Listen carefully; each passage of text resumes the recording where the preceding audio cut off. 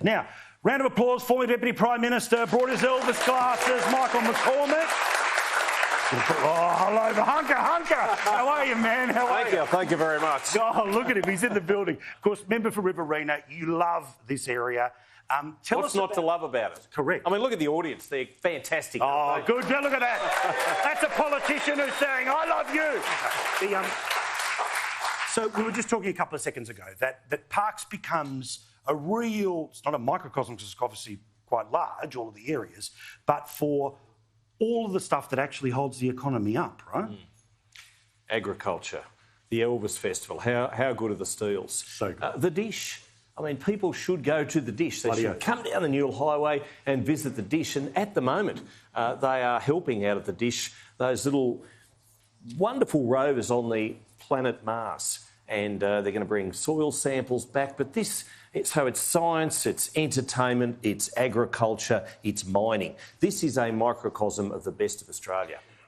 I was walking around this weekend and you have a chat to people and always, you know, local government's a lot closer than anything's going to happen in Canberra. How do you make sure that, I mean, obviously it's easy when you're the Deputy Prime Minister, but when you're trying to argue from the other side, how do you make sure that people aren't forgotten, that it's not just about human beings equals infrastructure, that it's about people who are hurting on cost of living, people who need all sorts of support that anyone in the city does?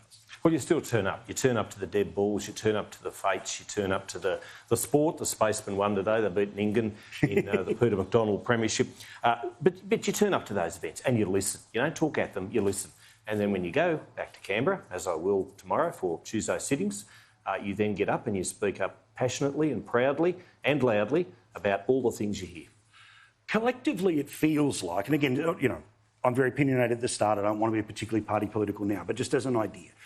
When regional Australia is trying to pull as one to remind the people who are setting policy, who may live in places that don't even see the rest of their own capital city, let alone come and see the rest of their country, how do you speak to bureaucrats who may not leave Canberra? How do you get people to... Well, you've raised a great question, and the difficulty is I think too many of the ministers these days are listening to the bureaucrats and letting them have all the say. None of those bureaucrats will ever have their name on a ballot paper, and certainly none of those bureaucrats, or very few of them, ever get beyond the bubble that is Canberra. And that's the problem.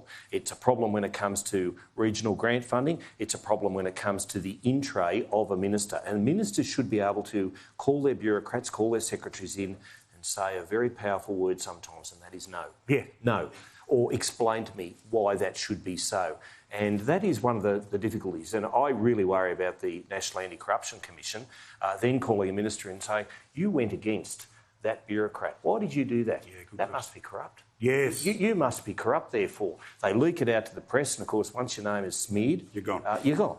And it's not right. You shouldn't be throwing mud. And certainly the ministers should occasionally actually just say no, because the bureaucrats aren't running the show. They shouldn't be. Well, this is part of the exchange as to why we vote. We vote for the people who represent us to sit on top of... The House of Representatives is a people's house. It is a people's, or it should be. Yeah. It always was. Well, will it always be? We'll find out together.